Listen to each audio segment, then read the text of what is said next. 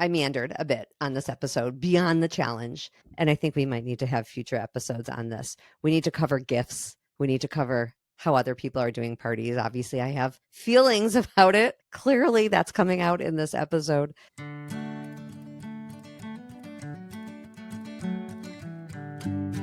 Welcome to Dear Nina, Conversations About Friendship. I'm Nina Badzin, your host. I've been writing about friendship for over 10 years.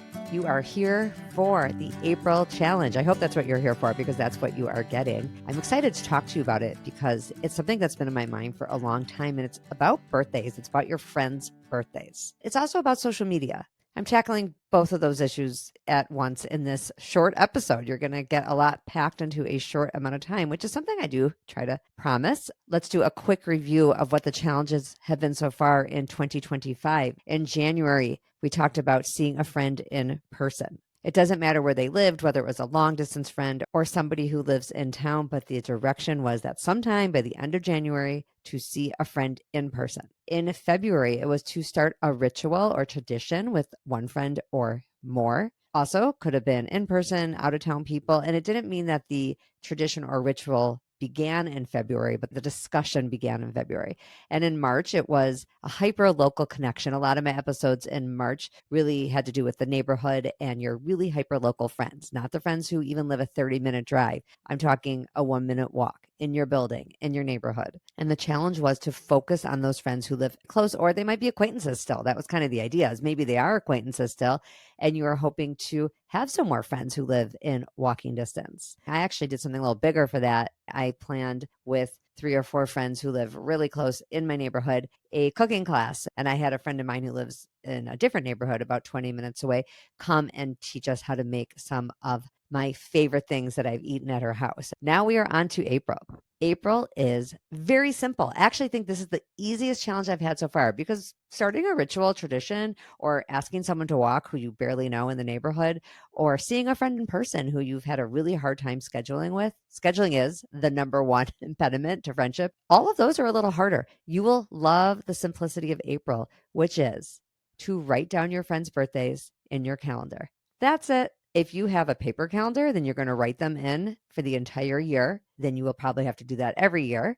If you have a digital calendar like I do, then you can set it as a recurring event and just do it once. Why should you have your friends' birthdays in your calendar and not just rely on social media? That's the implied part, but now I am saying it out loud. There is definitely energy I see everywhere now around moving away from social media.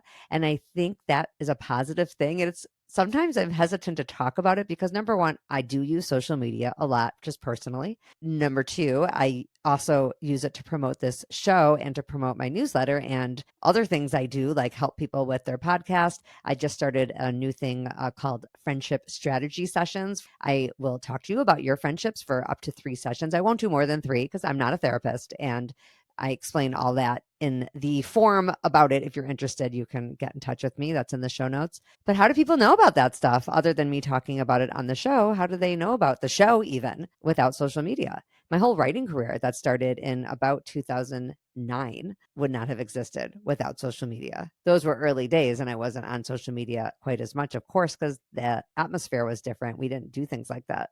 By the way, I wrote a lot more. There's no question that there is a correlation there between how much time we are on our phones and we are on different social media sites and how much other stuff we are able to get done. There's only 24 hours in a day. So birthdays, one of the things that people feel they need, particularly Facebook, for are to know your friends' birthdays. I have been thinking about how sometimes the opposite is true. Social media, Facebook in particular, reminds us that we are really connected to a lot of people we don't know. The birthdays are the reminder. Does this happen to you? You log on to Facebook and you see it's so-and-so's birthday and you kind of go, why am I friends with this person? Not because I don't like them. It's actually larger than that. I don't know them. Now, that might be because in the heyday of my blogging life, I connected with people on Facebook. I mean, I tried to only connect with people I knew, but there were times it was looser. And maybe if we had a few friends in common, I would accept the friend request. And that would mean that we were mutually friends on Facebook. Okay, well, then their birthday comes along 12 years later. And I'm like, who is that? I have no doubt they're having the same reaction. When my birthday comes along in December, I'm pretty sure there are plenty of people who are like, who's that person? And then neither of us wants to undo the Facebook connection because it's like, well, what if one of us is forgetting? Am I the only one that this happens to? I can't imagine that I am. This is the nature of social media. In 2025, we are connected to all these people, and sometimes we don't know why. And of course, there could be people you're connected to that you were friends with, acquaintances or actually friends, and you're really not anymore. And then that birthday comes along, and it's like, what do you do about that? You don't need to write down everyone's birthday in your calendar. I want you to write down your friends' birthdays. Your friends. One step further, you could write down people you really like a lot. Your acquaintances. You live in the neighborhood. You maybe have places you run into each other, the gym, a school, an office, some community organization, and you like them. You like them enough that you'd like to wish them a happy birthday. Here's another challenge within the challenge. I challenge you to not feel that that is weird, because maybe it isn't your closest friends, but it would still be a lovely gesture, wouldn't it? Maybe you don't call. I could see that calling someone that you don't know that well on their birthday might feel a little extra, as they say. I think you could text somebody who you just really like and respect. You can just say, I know it's your birthday, and I wanted to make sure you're having a great day, thinking of you. It doesn't have to be a big, long note about how you've admired them over the years if they're not someone you know that well. So I've issued a few challenges here. Let's review. You're going to, first of all, seek out your friends' birthdays because you might not know them. You may know your friend has a birthday vaguely in April or January or whenever, but you don't know the exact day because you've been relying on social media or you've been relying on a group text that tells you. A lot of us are in that position. I include myself. That's why I'm doing this challenge. By the way, almost every challenge I do is also for me. I'm right there with you. So number one is to seek out your friends' birthdays. It may be on Facebook that you look, or you may just ask them, hey, I'm getting organized for the year. When's your birthday? I'm going to put it in my calendar and I'm just going to have it forever. And maybe they'll say, great idea. When's your birthday? What a wonderful outcome. Number two is then you have to make a decision about, is there a next layer of friendship that you want to put in your calendar? And if you're not going to leave social media, which is fine, I'm not telling you to, I'm not leaving it. If you are someone who's going to stay on it, perhaps social media is the place that you do for that, third, fourth tier in your life. My guest, Seth Kaplan, from episode 138, we talked about neighborhoods. He calls that the middle ring friendships, people that you see throughout life, but it would not be weird for you not to have their birthday in your calendar. Perhaps Facebook is the place for that. And number three is the bigger one, is do something about it. And the do something about it is what you have to make a decision about. Is this someone you're going to call? Is this someone you're going to text? I know a lot of people do not like phone calls, especially on their birthday, because they don't want to spend their whole day on the phone. That's okay. Leave a message. Say something nice to your friend on the birthday, on a voicemail or a text. I still text close friends on their birthday. I might leave a message, but then I might send a more thoughtful text because I suspect they're not going to listen to their messages. I mean, you know your friends. If your friend never listens to voicemail, leave the message so that your friend can hear your voice and that person will know you made an effort. But if you really want a beautiful message to come across, write it in a text. You could send a card. You could send a snail mail card. You have to have thought about that a week before, but you certainly can do that. It's a really nice thing to do too. In some ways, it's a lot easier than the other challenges because it's completely in your control. You don't have to rely on somebody else answering your text, like the other ones about seeing the friend and making a plan or a ritual and getting to know a hyperlocal friend kind of depends on the other person being open to what you're offering. This one is all in your hands. There's another piece of the birthday puzzle when it comes to friendship, and this is not really part of the challenge, okay? But I have a few more things I want to talk about. Birthdays can be touchy. Some people say, oh, I don't care about my birthday. That might be okay for you. Maybe you don't care about your birthday, but you should not assume that your friends don't care about their birthdays. And don't make people feel bad for caring about their birthday. It is the one day that we have to invite nice communication. It is the one day you have to hear from people who love you and like you. They can tell you how much they love you and like you. And then that day exists for them and you can do the same. It's really a nice tradition. I don't see any downside of connecting with somebody that you really like or have some closeness to let them know how much you appreciate them. And it's great to have the reminder, the excuse to do it. It's much harder to just do it out of nowhere. But what about the big birthdays and the parties and having nights out for birthdays, there's a lot of bad feelings. I hear about them a lot in the anonymous letters I get about birthdays. Birthdays touch a lot of emotions. You feel that you have no one to invite, perhaps, if you were going to have a 40th birthday, a 50th, a 30th, a 60th, a 70th. The round numbers seem to really bring out these feelings from everything you've seen on, again, social media or TV. You feel like everyone's having these special outings and you're not having one. I was raised that you plan your own birthday. I have never waited for anyone to do anything for my birthday. My mom really taught me that. My mom threw her own parties. She just had her 80th birthday, so this is very pertinent. My mom's lived in Chicago for maybe 60 years now. She's had a lot of the same friends for a long time. I've known them my whole life. I'm in my late 40s, but there were some new women there. I live in Minneapolis, just in case this is your first episode. I grew up in Chicago. I live in Minneapolis, but my mom still lives in Chicago. My dad, unfortunately, passed away about 3 years ago. They had a lot of friends, and my mom has a lot of friends.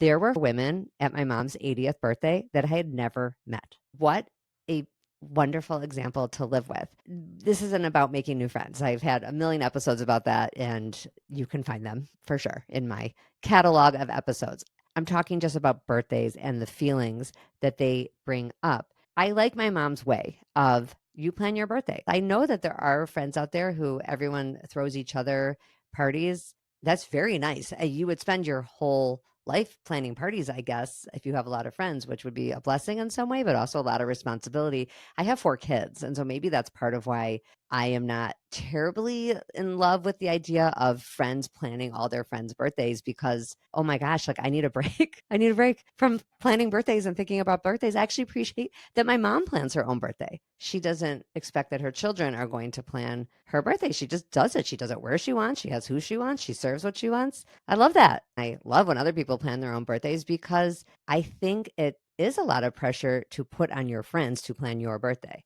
And then there's a lot of comparison that could happen. And I hear about that in the letters too. And I see it in my real life. I've experienced it. Oh, they did such and such for this person, but I had to plan my own. Or they went all out on a gift for that one, but didn't do a gift for this one. There are feelings about parties and gifts. Gifts is kind of like a separate thing. Do you give gifts? Do you not give gifts? Do you only give gifts for the big birthdays? These are all the different issues that come up. I don't have a solution to all of them.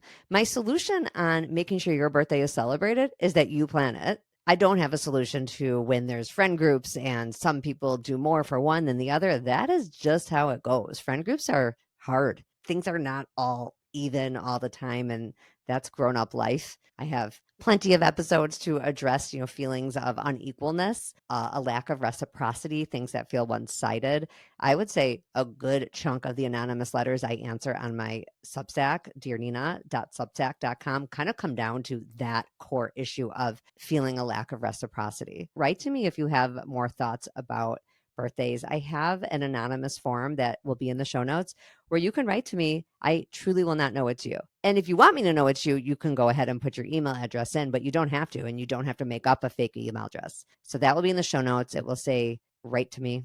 It may say, ask me an anonymous question. I might have worded it that way, but it's the same form. So just click on it and you can write to me. And you can always send me an email if you would like it, ninabadzin@gmail.com. You're always invited to write to me. I called this podcast Dear Nina, Conversations About Friendship for a reason. It's because I like it to be a conversation and I like people to share with their friends and talk amongst yourselves. How do your friends do birthdays? Let me know. I'm very curious. So I meandered a bit on this episode beyond the challenge. And I think we might need to have future episodes on this. We need to cover gifts. We need to cover how other people are doing parties. Obviously, I have feelings about it. Clearly, that's coming out in this episode. In conclusion, this month, find out when your friends' birthdays are, put them in a calendar, and reach out to your friends on their birthday. That is the simple part of this episode. And it is somewhat time consuming. Like maybe it's going to take you an hour to get all these birthdays in your calendar. I guess it depends how many friends you have, but I mean to find out their date, put it in. Then throughout the year, you're going to reach out to your friends. So get to it. I can't wait to hear about it. I will see you back next week with a regular interview. When our friendships are going well, we are happier all around. And the more I do this work, the more I believe it. Have a great week.